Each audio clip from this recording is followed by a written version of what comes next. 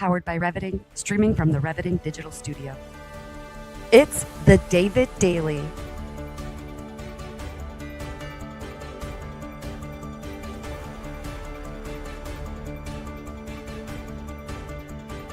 Exploring frontier technology, artificial intelligence, quantum innovation, and the intersection of faith, funding, and the future. Here's your host, David Goecke. Welcome from Boston for New York and Boston Tech Week. It's David Goecke, your host here of the David Daily Show. And we're very excited today to have another episode of Funding, Faith, and Future, where we interview thought leaders like yourself, investors, operators, and people who are faith-minded to learn more about technology, to learn more about the funding ecosystem, and also to get to share what you care about and to listen to our audience. So if you're tuning in, please post exactly where you're tuning in from. We would love to get to know you.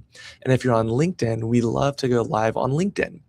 If you've been thinking, man, content is hard, marketing is hard, editing videos is difficult, and I always know I need to be present, or maybe you're finally thinking about increasing your personal brand and you want to have a personal brand, or you want to build up your confidence to go live on LinkedIn or YouTube or Facebook or X or Instagram or any of the other platforms, I would love to have a conversation with you. So go ahead and check out reviting.com, or even better yet, shoot me a direct message on LinkedIn and just say, David, it would be great to get connected with you and we can help you with your marketing brand for just 1 hour per week.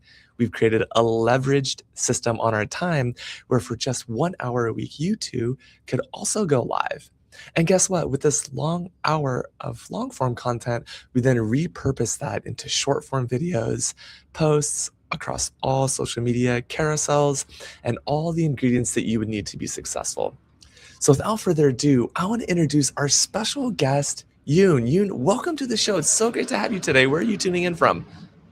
Tuning in from Glencoe, Illinois, which is a little bit north of Chicago. So generally in the Chicago area, but it's a lovely place here. Yeah, that's wonderful. I'm curious, what's the weather like in the Chicago region today? Today it's unbelievable. It's probably like high 60s, low 70s, blue skies. So you don't have very many of these days, so you got to enjoy it. Nice. I love that. I'm curious, just out of curiosity, because I am half Korean and I do share that on my platform. I'm curious, what is your ethnic background and cultural background? Just tell us a little bit more about yourself. I came from Korea with my parents when they immigrated here when I was 5. So I am Korean and I grew up here in New York City. And, I think I consider myself fully American. It's just this is the life that I've had. And it's fabulous to be alive at this time and this, age of technology, and be able to participate in it is even better. Yeah, I absolutely love that. My mom was a South Korean immigrant to Los Angeles, where I was born. I'm very proud of my Korean American heritage. And my late mother, who passed 4 years ago, was a very proud American. And so every day to me is South Korean Heritage Day. And I really appreciate the melting pot and culture that we have. So being based in the East Coast in New York has just been a wonderful blessing and dream come true. So why don't you just tell the audience a little bit more about Bolt Technologies, how you got started, and kind of the key problems that you solve at Bolt? Okay, I mean, it's a little bit of a, roundabout way of having started Bolts. Bolts was started about a year ago as a spinoff from a company called Nuts Technologies, which we started back in 2016. Um, Nuts Technologies is a privacy-focused cryptographic logistics company, and we do applied cryptography. And our goal for Nuts Technologies was to deliver the most private data secure systems. And the way to keep that under people's control, or users' control, rather than relying on large, um, institutions and corporations to keep your data private. And one of the big problems that I've seen is that we have a lot of technology which is very fancy, but when it comes to uh, making your data private and moving it around amongst your own devices, it is very, very difficult or nearly impossible without the automated help and services of very large companies that basically do not have, uh, the same sort of focus on your privacy than their business models. So that's why Nuts was started, and Nuts started going into areas where we were winning federal grants from the military and defense sectors, as well as even the NIST. And the reason that wasn't our first go-to market, because we're not defense guys, but what we realized was the defense agencies were very interested Yes. in looking at new approaches. And what it turns out that we developed at Nuts was so far off the horizon, it wasn't even funny. And I didn't even realize that. And that's why Right. it's been taking a long time. And um, but we've gotten unbelievable validations, right? So we're the only company to be where our protocol was awarded a NIST small business grant to Wow. show the NIST cryptographers how to do transitions of cryptography for post quantum cryptography ciphers on the fly on a per message basis.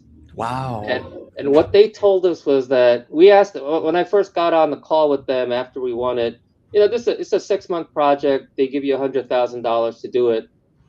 And I asked them, he was one of the senior guys leading the post quantum cryptography selection committee, and I asked him, hey, why did you pick us? I mean, you have an entire globe to choose solutions from and Right. proposals, and we don't even have a background in cryptography or applied. We don't come from RSA, we don't come from Right. NSA or Unit 8200, right? So he said, well, we didn't think that that level of crypto agility was even possible, and we wanted to see it if Wow. it was Okay. true. And we showed it to them, and they were, Nice.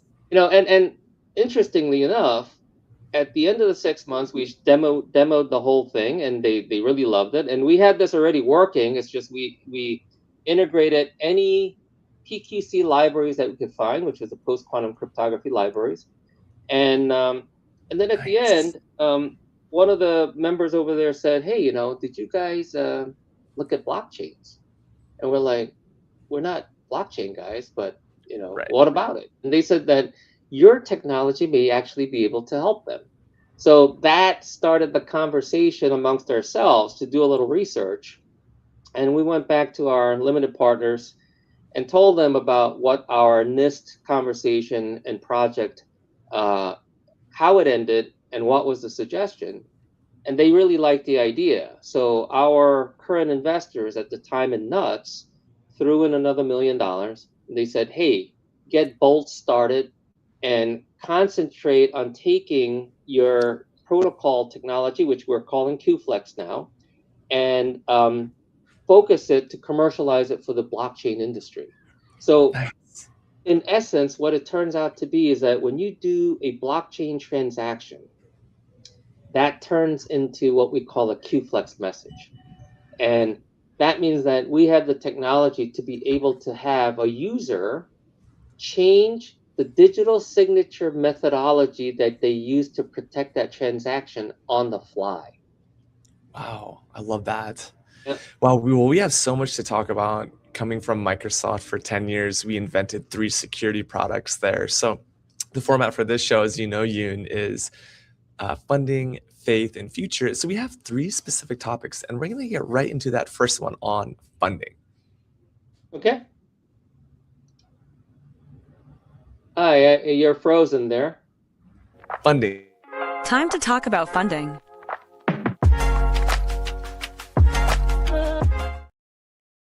There we go. Okay, our first topic is raising capital for quantum security infrastructure. You are an expert in this space. So if someone's thinking about raising funding, First of all, where should they start? You've been through the path, you've been down the journey. What are some of those gotchas for someone starting to look for funding to maybe even get a 100K grant or a million grant like you did? It's all I could say is that it's a very difficult journey.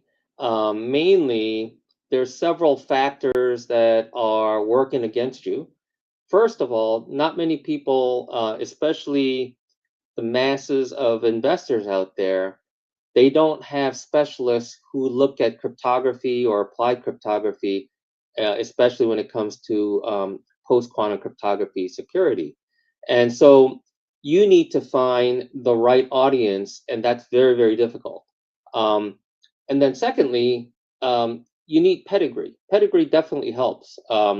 If you're from the industry and you've done your tour where you've spent 10 or 20 years working for applied cryptography companies, I think you open doors very, very quickly. But there's a catch-22 to that, right? Because the quagmire that we ended up with in the personal security and the enterprise security and the cybersecurity type of postures that are present all across the internet is a product of that type of thinking, right? So, I think there's a very famous saying, right, that says that it's insane to do the same things over and over again in the same manner and think that you're going to get a different result, right? So, I think there's some sort of level of that type of quandary in the industry. But most investors, when they are taught how to do venture capital, I think what I've personally witnessed in the types of questions and interviews that we've had is that they go by a playbook, and the playbook says, "Have you done previous startups? How long have you been a specialist in this industry?" And those are the types of questions. Have you raised money before? And things like that. And that already starts eliminating a lot of major new um, types of efforts to be really looked at in a genuine way. And you Yeah, know, it may work for the massive, bell curve middle, right? But right. when you're in this little category where you're over the horizon stuff, you need to find that sponsor who says, you know what, I'm going to take a risk on that because I agree with I like you. that. And those are exceedingly small, very, very difficult to find. Right. I really appreciate how you're talking about kind of this very narrowly focused ICP, right? Or ideal customer persona, ideal customer profile. So, who is that ICP today in post quantum? In post quantum, what we're finding is very well governed blockchains that are Mm, generally Um, they may not be totally public, but they're usually more closely controlled, and they're not as chaotic as, let's say, like Bitcoin governance. I think everybody agrees that it's some managed chaos. Ethereum seems to be a little bit more heavy-handed with their efforts, a little bit more organized, and then you know, when you look at the private blockchains that are done by major institutions, or even collaboration amongst institutions, they have a much tighter governance structure. So they are beginning to look like our ICP.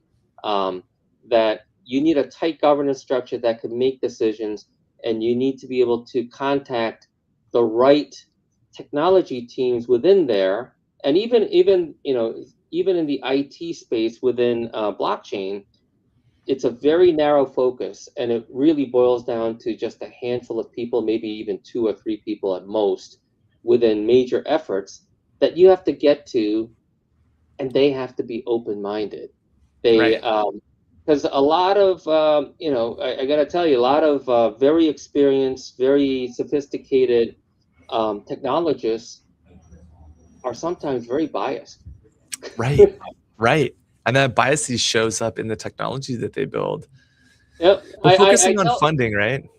Yeah, we're focusing on funding, and but those are the gateways that you have to Right. pass, right? Because the guys with the purse strings will not be that expert, but you need Right. to find that expert in their organization that could Right. vouch for understanding your technology. So you're always working through a proxy, um, Right. Right. you know, and these are very when we're talking about applied cryptography and then post quantum cryptography. This is the niche of a niche, right? This is like Right. generally people don't even understand what you're talking about, Right. and so when we bring our ideas to how we implemented QFlex to cryptographers, they um, they get surprised that it's actually Right. incredibly logical, right? Yeah. And they're like, yeah, it makes sense. And then sometimes, they'll say, oh, but we have our own approach and we'll do it, and Right. that's fine. You can't stop people from doing that. But you just need that champion. You need to find somebody that will recognize the work that you've done. And luckily for us, we're kind of thick-headed in that way, thick-skinned, right? We Good. just go that way, and we have a belief that this is what we've seen is different and can be better. And it is turning out to be where our approach is really very logical, um, very advanced. And if we go into a blockchain that we help transition to post quantum cryptography, we'll get there much faster than the effort that Ethereum and Google announced last month, which they said that they're going to be PQC resistant by 2029. We'll get you there in about 12, 15 months. Yeah, I love that. Okay, so we have a lot of folks coming in from YouTube. I love to see you all on YouTube on our LinkedIn marketing show. So we do have a lot of people who are watching this, both investors as well as career-oriented people. So why don't we just start at the basics, like what is applied cryptography and what is post-quantum cryptography, also known as PQC? What can we just get a baseline definition of those from your perspective, Yoon? Sure. So cryptography is a way of mathematically jumbling up data, and there's a formula for it, and and the idea is that unless you have a key, which is a bunch of numbers, that unlocks this algorithm, the jumble of data that it protected can't be undone. And that is the basis of cryptography, that you need one key or two keys, depending upon the type of cryptography you're talking about. So it is very mathematical. Their cryptographers are they're a unique bunch of people, and I don't even presume to tell you that I know how all the cryptography works. I know the behaviors and characteristics. Then there's another class of people like myself who are applied cryptographers.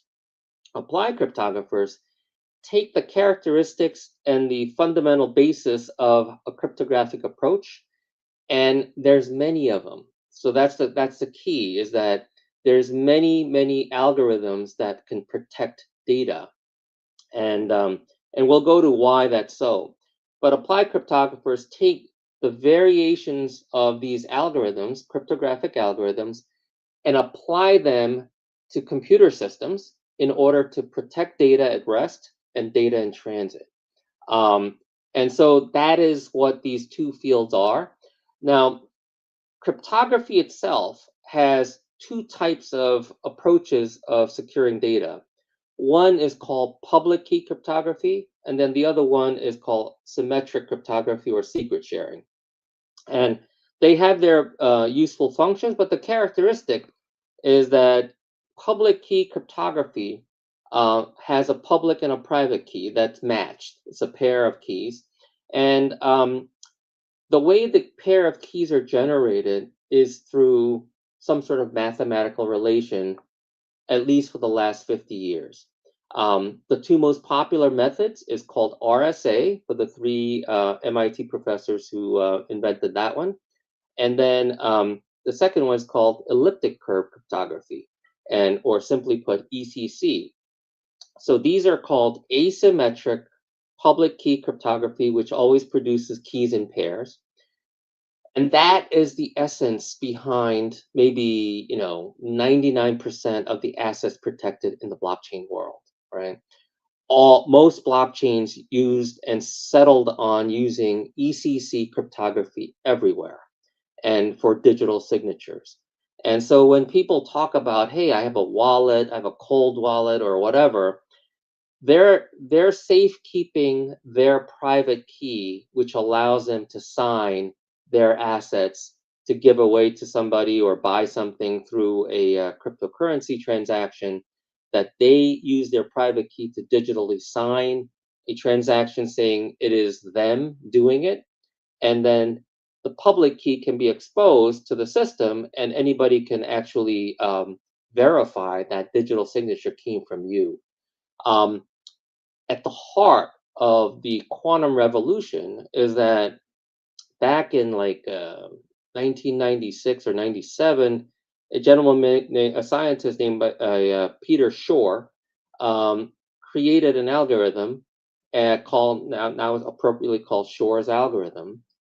And what he showed was that if you had a theoretically powerful quantum computer that worked in this way, and he described it, then you could use his methodology to crack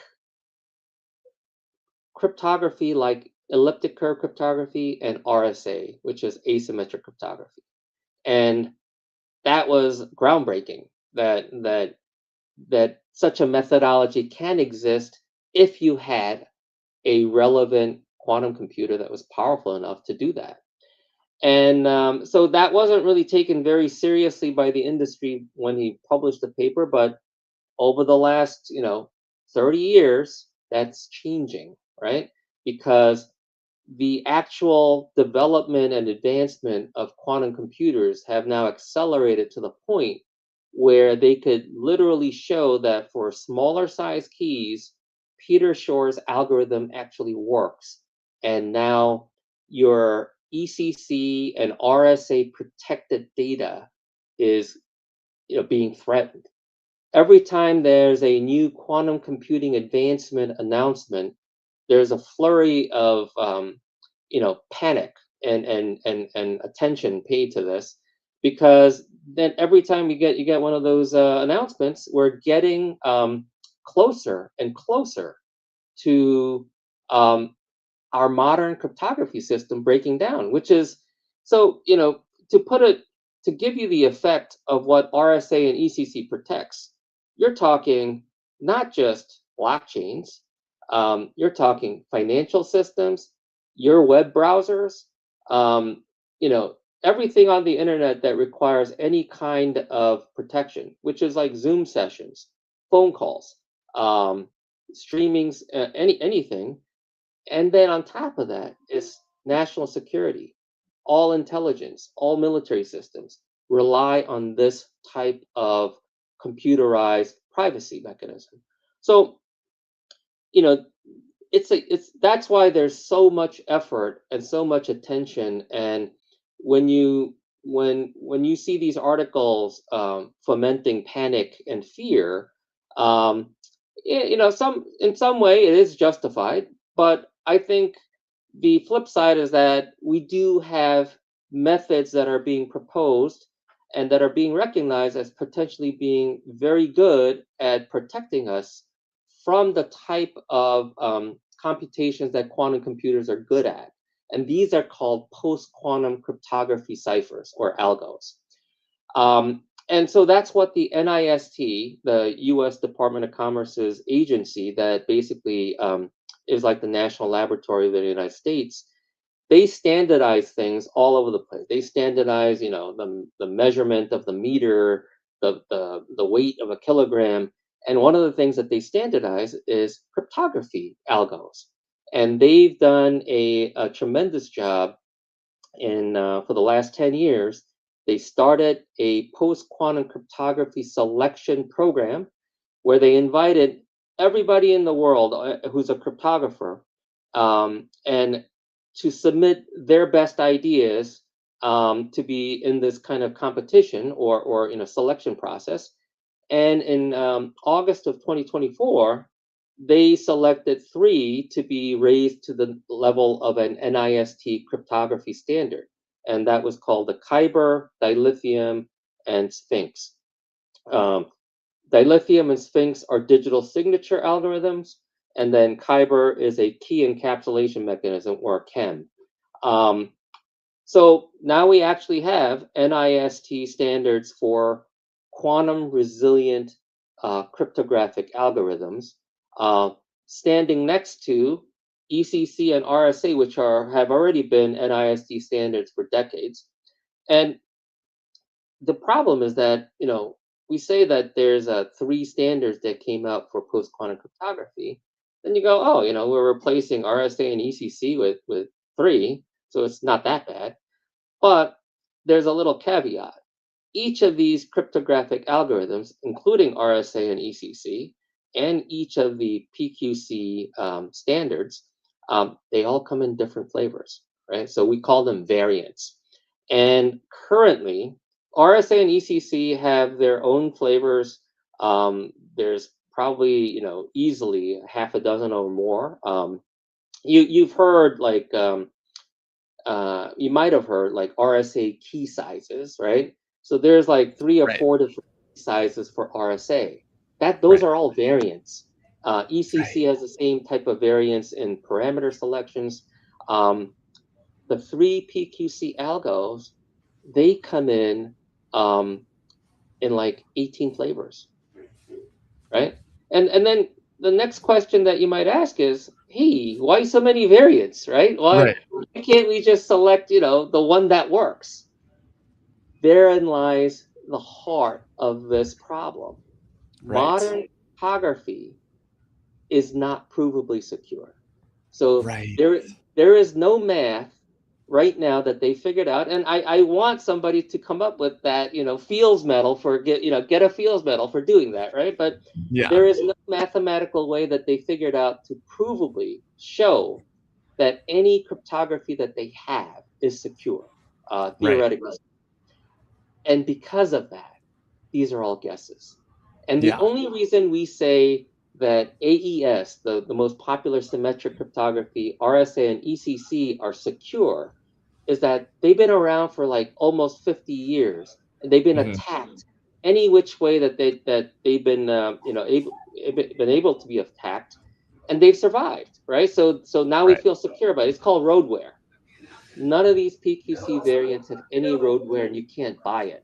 Right. So now what do you do? What you do is what the NIST is doing is anything that looks good and passes all the tests that they could think of now, we're going to create a standard for it. And then we'll let you know if they fail. Okay.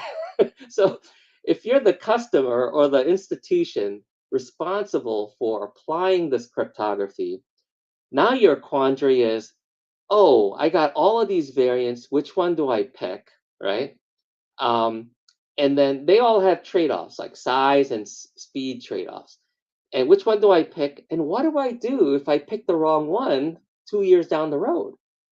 Right. And so that is where this problem of crypto agility has now come into play is how do you switch in an agile way very Right. quickly from one cryptography to another without major system overhauls and time and commitment to do that.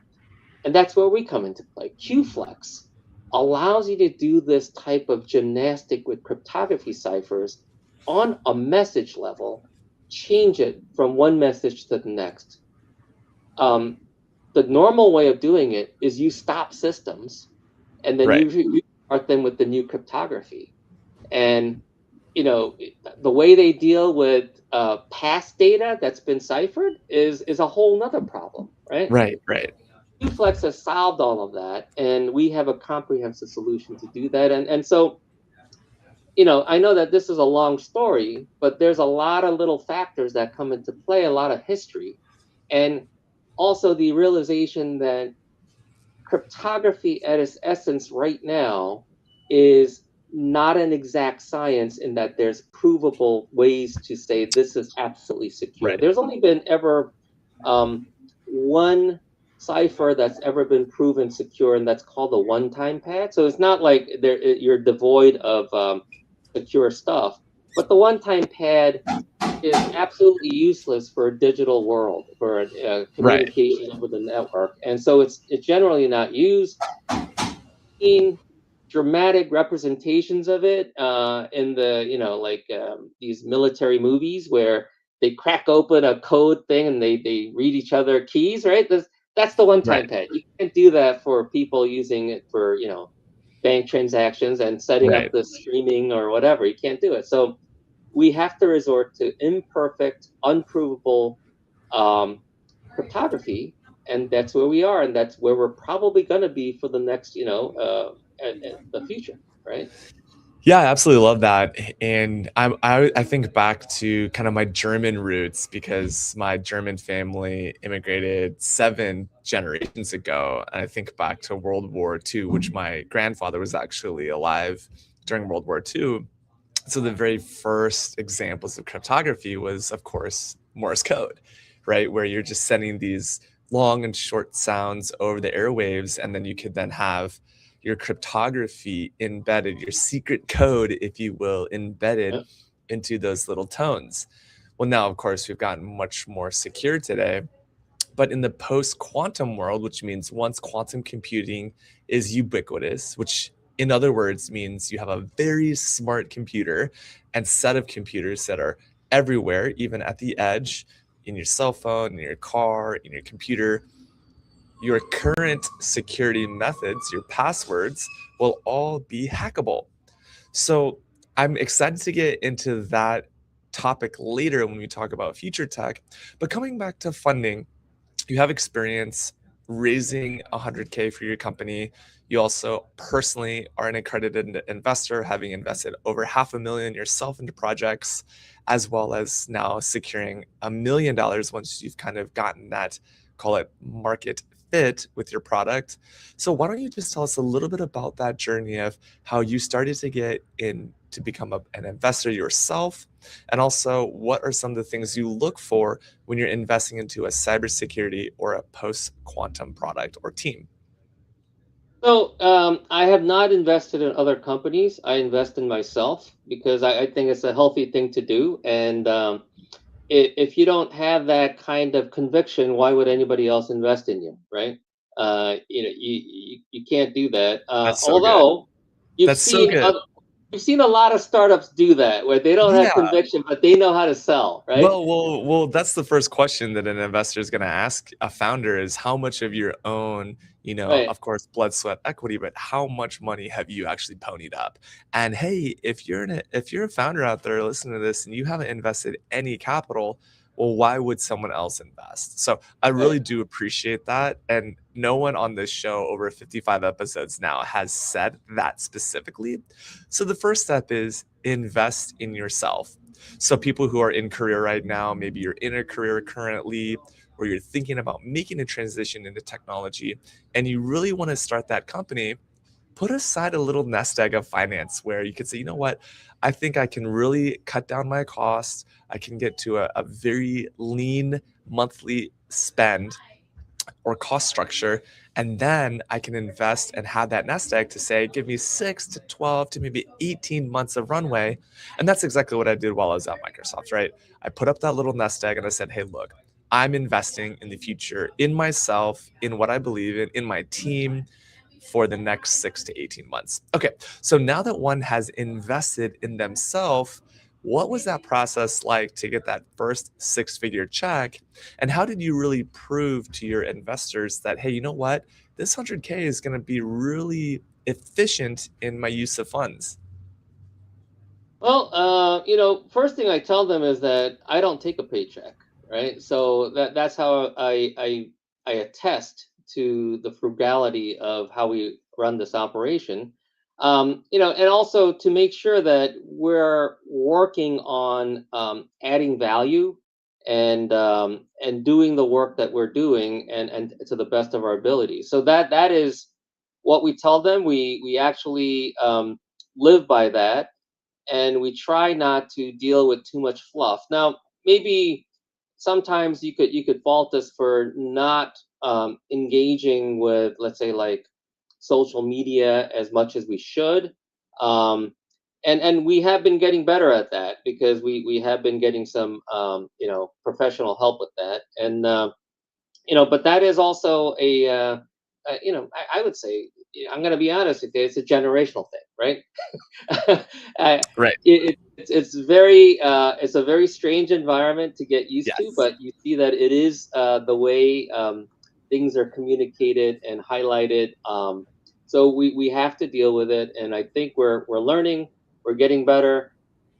I am not as comfortable as some of the younger people and other savvy people in the industry. But I think for us, for the investor, we have to live up to what we tell them. In my mind, tell them straight out, sort of like what is going on, how we're thinking about things going forward, and be upfront with them. In my quarterly investor letters, I tell them like what the status is, what our cash balances are, how we're spending the money, what our future holds in the next like 6 to 12 months. And what we're trying to do to get this thing more mainstream and Yes. start generating revenue. Now, Yes. I know that when you talk to most VCs, you're going to get a large category of VCs who basically says, um, we're not interested in talking to you unless you have already revenues, right? Right. So, Definitely in the venture capital realm, right? So right, I go mean, back you're right. maybe like the angels and wealthy friends and family round, right? We're talking about pre-seed, pre-revenue, right? So you've invested some of your money, you now have investor relations. Tell Yep. us a little bit about the early stage, because even some people would say, hey, 100K is too much. Like you give an early founder 100K, they may blow through that in 2, 3 months.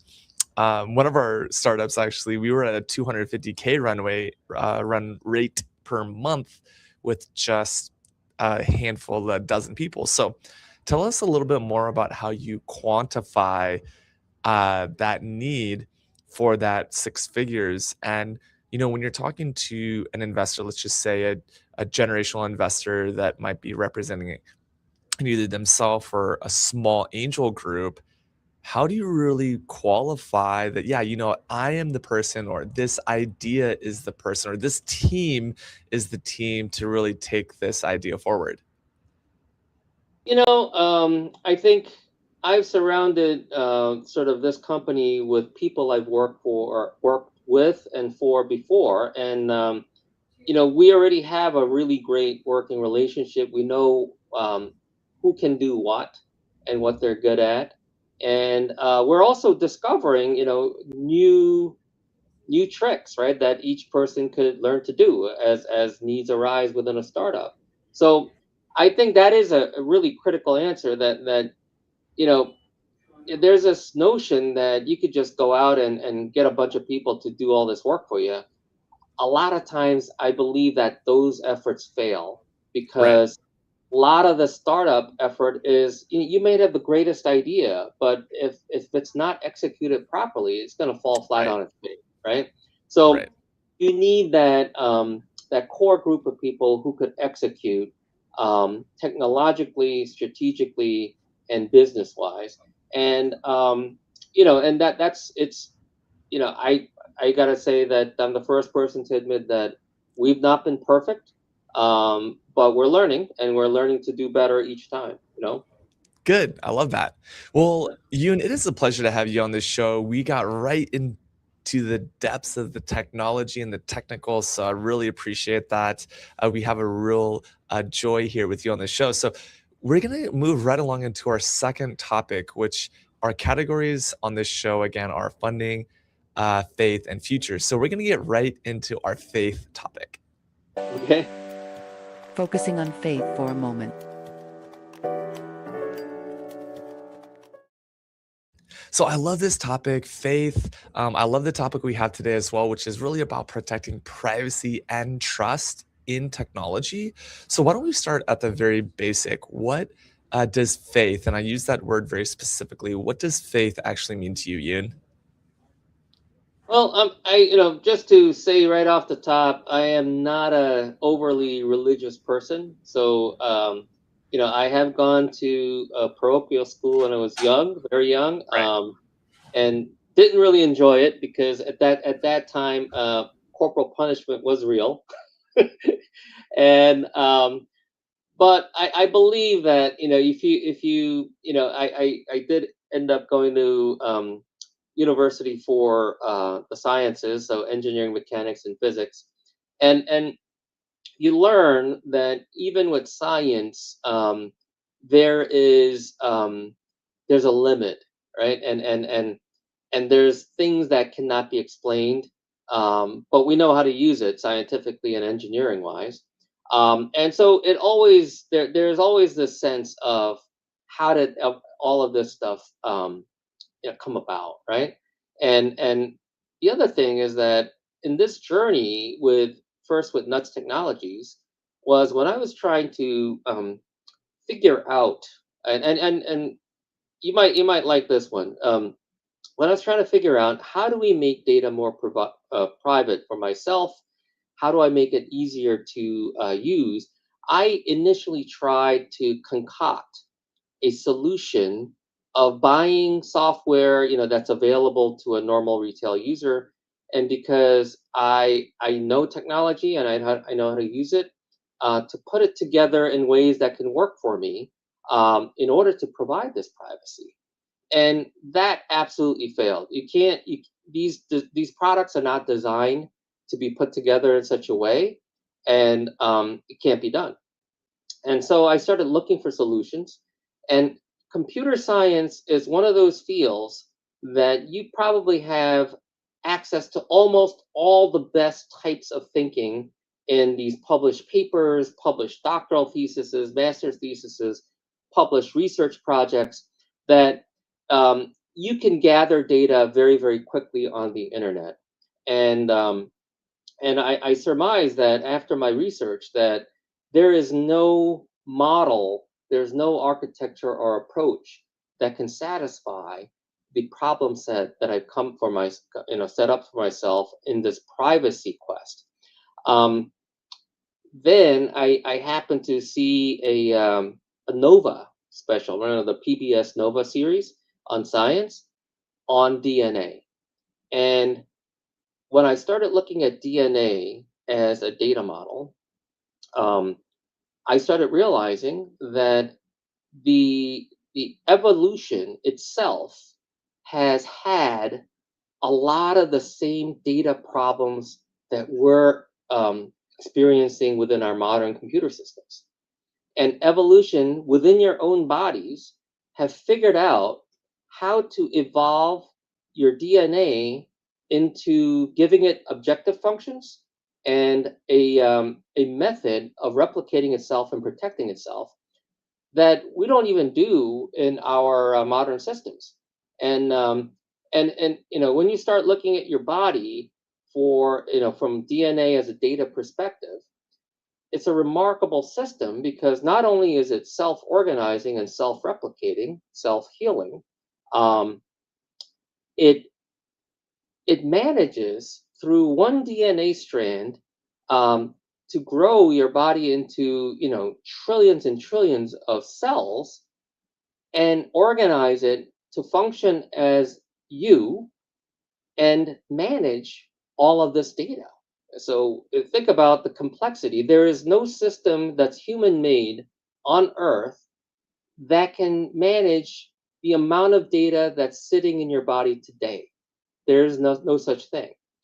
So you start questioning things like, oh, wow, look at this. The idea for nuts is just basically following the framework that evolutionary biology has figured out in order to solve some of these complex data problems.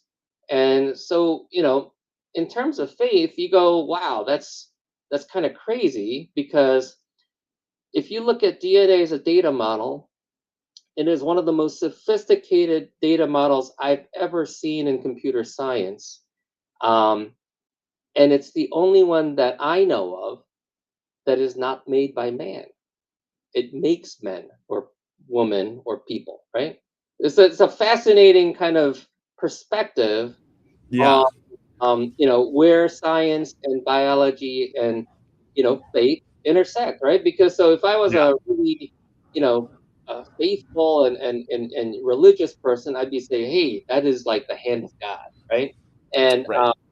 and but so when I took this nuts concept and started talking to people about it, I was very fortunate in that I was able to talk to some of the most um, unbelievable people on the internet. Right. Um, so, I've had an instance to talk to Vint Cerf for an hour on the Kflex protocol. Um, Wow. Very early on, he's one of the godfathers of the internet, the Right. co-creator of TCP/IP, right? Should have him on the show. He grilled me for half an hour on a one-on-one interview that he set up, and he wanted to know what I was doing because it hit at the heart of his work. Right. And I said, this is what I did to secure message protocols at the message level. Yeah. And he grilled me. It felt like the nightmare stories that you hear about, oral qualification exams for Yeah. PhD, right? He was grilling me. I was actually sweating. I was trying to answer every question as best as I can. And after 35 minutes, he eased off and he was satisfied. He said, "Oh, you're not doing any magic here, but it all Yeah. kind of makes sense." That was like the first glimpse that what I developed based upon the framework of DNA as viewed from a data model perspective is actually workable within a Yeah. computer environment. Um, Yeah. and then I had the good fortune to meet a former deputy director of Cyber Command, or U.S. Cyber Command. So Yeah. these are the So Space people Force, helping. basically. These are the people who actually protect our nation's networks, Right. right? Right. And Absolutely. There's a huge war going on in cybersecurity, and people, it's right, an unseen war, right? That people don't right, really always see, on social or visuals or in the news. And I really appreciate the point you brought up about, hey, you know what? The human DNA, we're still kind of figuring that out. So whether you are a person of faith or you grew up with a religious background or you have some moral or ethical compasses, even atheists have these compasses, right? So from a faith point of view, yeah, understanding that, hey, there is a level of like a divine intelligence, right? And that's kind of a concept, a divine intelligence that kind of sits above, even outside of our ability to comprehend. And then, of course, we have humans, right? Our parents made us, we make children. And then, of right. course, you have the machines, which we created the machines. So, yeah, will we get to a place where we have post quantum, AGI robots running around and ruling the world? I mean, Elon Musk and others would maybe think yes. But in terms of privacy and trust, I want to lean in there because with our agentic AI and quantum going everywhere, we have our personal data sitting in these agentic bots sitting everywhere. And who knows where that personal data is going? In fact, we even get ads all the time, even within Right. 30 seconds of us saying something. So are we really actually private and secure? I talked to some billionaires and they invest, millions of dollars to erase themselves from the internet. Now, being on a live show, it's going to be very difficult to erase this, live show from the internet. And that's kind of the purpose, is to be authentically here.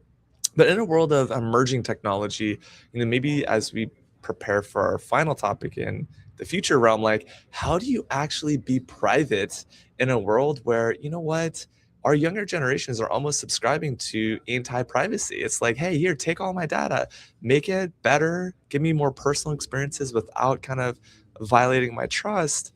But in a post-quantum world, like what does privacy look like when maybe the algorithms know more about us than we even know about ourselves?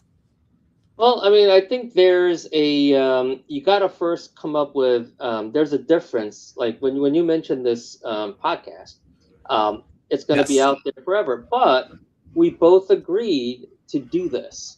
of It's a course. conscious Yes. decision to make something public, right? So, if, you know, if we were designed to be like the internet, if our bodies, evolution designed us to be that way, um, we would be able to read each other's minds, right? Because at that point, there's no privacy. Um, and that is kind of the state that we are in the digital internet, is that there's so many holes. It's basically you could these companies and these bad actors can actually can read your digital mind, right? Whatever you put out there, and whether you think it's private or not.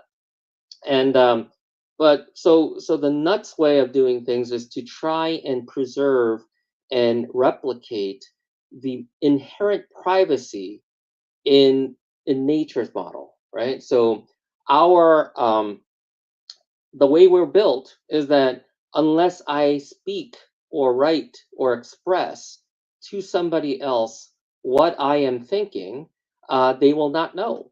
Um, and we believe that that has to be emulated back into the digital arena. Right. That you have to give it. Data is born private first, and then Yeah. made public by a conscious decision, right? Right. Well, I immediately think of quantum and even Neuralink, right? So talk about like maybe the disabled scenario where, for example, you have someone who's paralyzed from the neck down. And I even see these gamers on Twitch all the time. They have these, and Microsoft made a really beautiful device that was Yeah. a mouth and airway and air-based controller where a paraplegic can actually navigate and play video games with just their mouth. And it's really, really just fascinating to see modern technology, especially in a biotech realm. Now, thinking about the Neuralink scenario where, hey, just some of these electrical magnetic pathways of just my thoughts can actually be harvested to control computers, make decisions, and do that sort of a thing. So, in a world where it's not just hardware and software, but now there's this quantum dimension that we're actually exploring. I mean, how does one actually stay private and secure, without having to go to the mountains in the middle of, Washington State and the Cascades, where, for 55 miles in that stretch on Mount Rainier, there's like no reception. I mean, yeah, of course you can get some satellite internet out there, but you're in places where there's no Wi-Fi, no code. You're maybe in the mountains, like maybe that's the most private and secure way where you're actually completely silent. But even out there, I mean, people are kind of, the technology is still listening and archiving some of that data. And even in a post-quantum world, we had Nita Lad on the show, who is focusing on kind of post-quantum cryptography, where a lot of these cybersecurity firms are just archiving all of this hashed secure data, and sometimes even putting it in cold storage on laser, where eventually they can retrieve that. And then with quantum computers, just very efficiently, once the pricing and the effectiveness of costs come down, can kind of hack all that data. So how does a firm prepare themselves to be PQC ready? It's kind of like a security event, right? Like no one knows that they need security, whether it's physical, hardware, software, or quantum, until there is a security incident. So Right. from your perspective, as we go into our third topic here, like how would you recommend companies to really cover themselves, not just SOC 2 compliance and this 27001 compliance methodology, but how does a company prepare now to have the governance so that they can be not only AI secure and automation secure, but really post quantum cryptography secure? Well, I think the way you frame the question almost answers itself. Is that um, our approaches to security have so many different methods that are non-integrated, and we believe on our side that what we've developed is that cybersecurity itself, even including the cryptography that you're using, whether it's traditional cryptography or post-quantum cryptography, has to be integrated right into the data level, and it has to basically travel with the data. So there's two kind of things that you could do here. One is that one approach is that you hide, right? Hide in plain sight. And how do you hide in plain sight? And that is, you don't identify yourself very easily, right? And that's one way of doing it. And then on top of that, you have this other approach that is, while you're hiding, you protect everything that you create, and then therefore the controls that you have is what you make public, you got to do an action on it rather than the other way around, which is you make everything public and you try to pull things back into private realm. So that is our two approaches. One is hide in plain sight, and then protect by default, and that gives you a lot more control over your life digitally. Yeah. If you're using these services where you're on LinkedIn, you're using popular messaging services, Right. there's very much not there's not that very much you can do to control Right. what the service providers provide you, because their business models are built upon Right. Monetizing your mining the data. data. Right. Exactly. So these are the firms that are best. They have the most resources to produce the Right. technology to give you that privacy, but they're inherently misaligned. They're 180-degree misaligned, right? So they're never going to do it. That's right. And at that point, that is the exact question I asked my founding team and myself.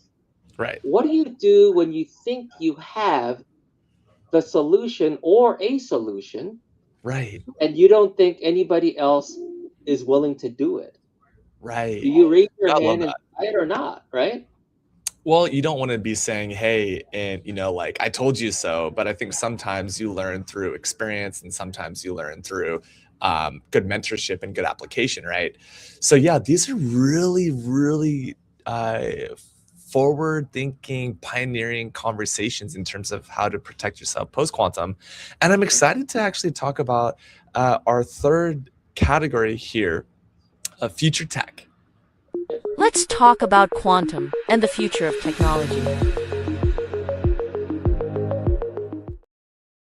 All right. If you're joining us for the first time, go ahead and post some comments. Tell us where you're at. We're here talking about quantum threats and blockchain security. And I am just so happy to have Yoon, the founder of Boltz Technologies, here on the show with us today. So, what is a good, tangible example of a quantum threat? Quantum threat would be that they develop a powerful enough quantum computer. Whether you talk to some people, it could happen in 3 years, it could happen in 10 years. Some people say it's going to be 25 years or never. But the theoretical threat is real, that the capability that they're exhibiting now at such low computing power, that if it expands, can crack modern cryptography, especially a type of cryptography called elliptic curve cryptography. And so when it comes to blockchains, when blockchains first came out, there was almost no talk of which cryptography do we use. It just automatically, kind of like everybody who developed blockchains went to elliptic curve cryptography because it was deemed to be secure at the time. It was very small in key sizes and digital signature sizes, which makes it very, very compact and economical. And it was very fast. So computation speed mattered, and if you want to try to do a lot of transactions.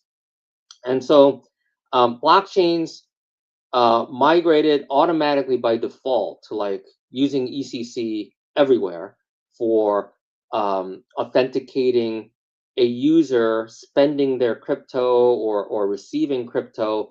Everything is done by elliptic curve cryptography digital signatures. So if you take a look at the world now, probably upwards of 99, 98% of the cryptographic assets that's on various blockchains is protected by elliptic curve cryptography.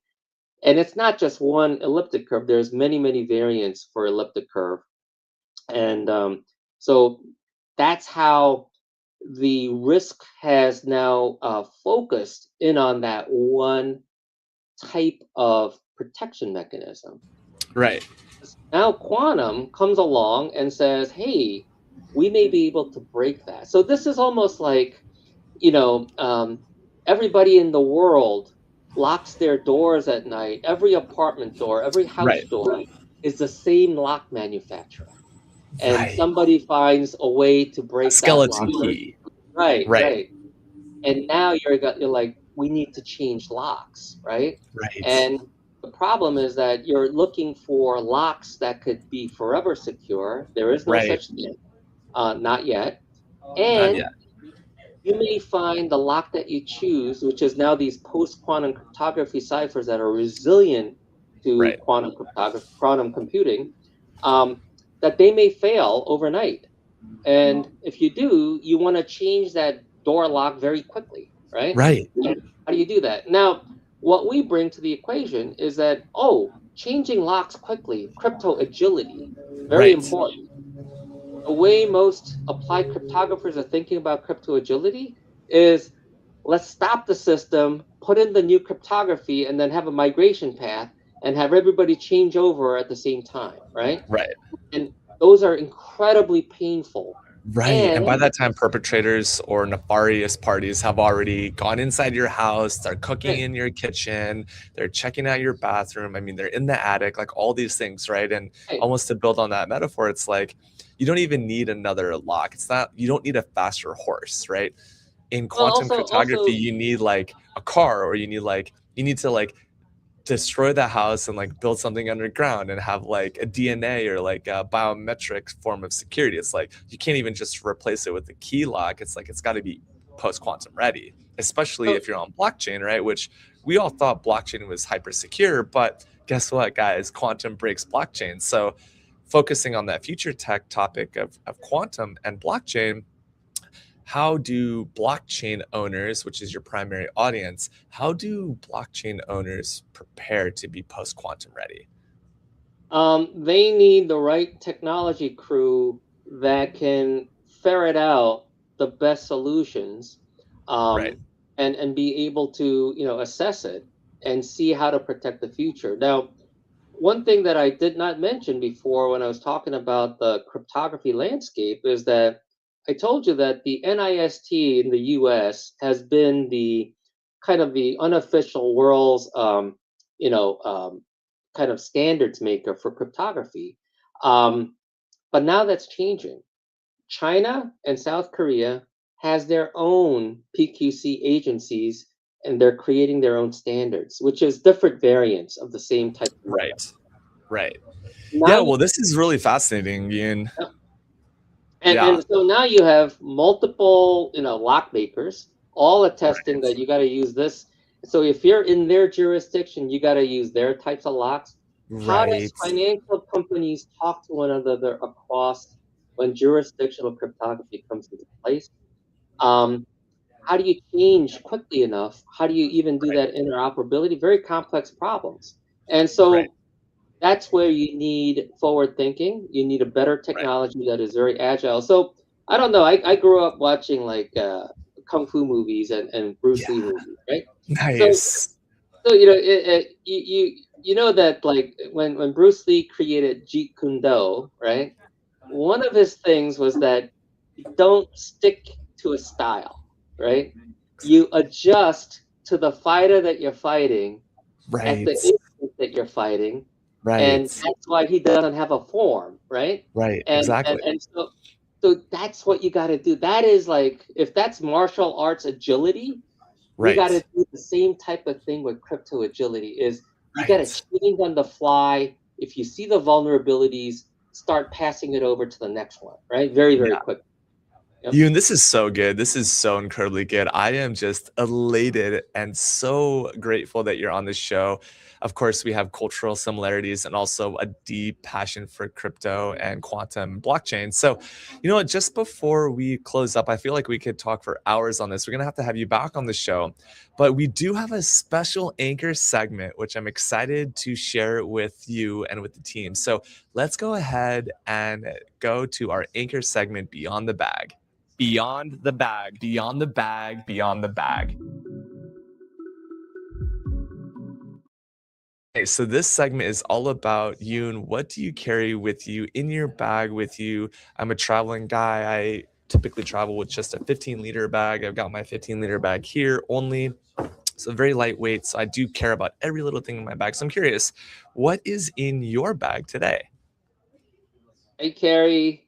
I don't know if you can see it. Tiny little LED flashlights. Nice. So I have Why so do you many carry of this? these. I bought different types, and my wife thinks I'm insane because I keep buying these LED flashlights because That's I fine. find them fascinating. I've always found LED technology, the development of blue LED light, Right. unbelievably fascinating and inspirational. Yeah. So if you have a Nice. chance to see the Veritasium, a documentary on that one. It's Okay. unbelievable that it took that Nice. much effort to do that. But so Nice. I carry these tiny little LED lights. They keep changing form and function. They're making them even better these days, and it's Right. unbelievable how they're producing this technology. But I just I don't know. I'm fascinated with little LED flashlights. Yeah, I love that. You know what? I love light. And when we think about light, it's so fascinating, and there's so much we still have to learn about light and the speed of light. I do carry an LED flashlight myself here, Right, because you right. never know when you're going to be in the dark. But for me, for today, for my Beyond the Bag, I have a sticker here from the astronaut team from Boston Tech Week, and it's Get Shit Done. They are an agentic aggregator company. They have the astronaut theme kind of going on here, which is so Yep. kind of culturally appropriate given the NASA venture and the astronauts and all those things. And they're you can find out more about them at Get Houston AI, where they're basically creating a wrapper for agentic AI on top of Claude, ChatGPT, and then of course Composio, which connects to all of your platforms. So Yoon, this has been such an incredible show. We're actually out of time, unfortunately, but I wanted to give you just a chance to kind of reintroduce yourself, share a little bit more about Bolt Technologies, and most importantly, how can people get connected with you? Sure. I'm the founder of Bolts Technologies. We're a company that specializes in what we call hyper crypto agility and cryptographic logistics. We bring cryptography, especially post quantum cryptography, to where it's needed, when it's needed, by who it's needed by. And it is a really, really revolutionary technology that we're going to help blockchains secure all of their digital assets. And we'll just start one at a time. And the best way to contact me is through, our boltstechnologies.xyz website, as well as my LinkedIn page. You could look up my name, and an easy way to just reach out to me, and I'll respond. Nice. That's wonderful. Well, you know what? I hope that you connect with Yoon as a resident expert now on the David Daily Show. You're now part of our community. And I just want to say, for those of you who are still watching, please like and subscribe on the show. We really appreciate clicking the notifications icon, click all notifications so you too can be part of the conversation on our live stream. And also, I would just say next week, we have a very special guest as well next Thursday at 8 a.m. Pacific, 11 Eastern. So please tune into the David Daily Show. And just to let you know, we will be taking the month of July off to kind of do some rebranding and also to relaunch season 3. Can you believe we're already at season 3? All right, folks. Thanks again, Yoon. We will see you next week on the David Daily Funding, Faith, and Future. Take care. Thank you for having me.